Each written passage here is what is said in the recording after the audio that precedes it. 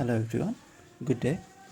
In today's video I will show you a pretty important website called osboxes.org.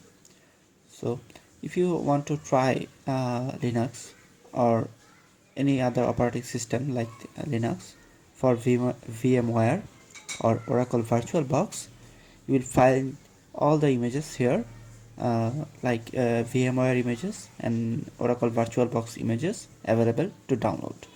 It's readily available. You just download and install and check that OS. Okay, so if you go to osboxes.org, you can see this is the dashboard here.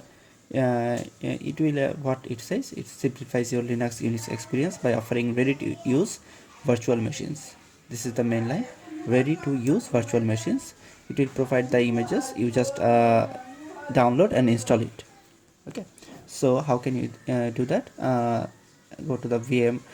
If you go to VM images, you can see VirtualBox images, VMware images.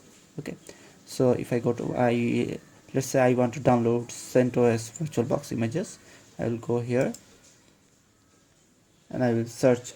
You can see all the available virtual boxes here, like from Android to actually Zorin OS. Everything is available here and many more is on the way. Okay, so let's say I want to install CentOS. I'll just find here CentOS. What is that?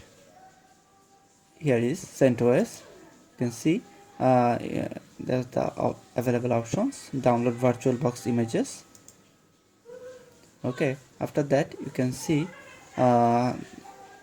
CentOS available from all the way to up to CentOS 9. You can see VirtualBox images you can download from here for 64 bit.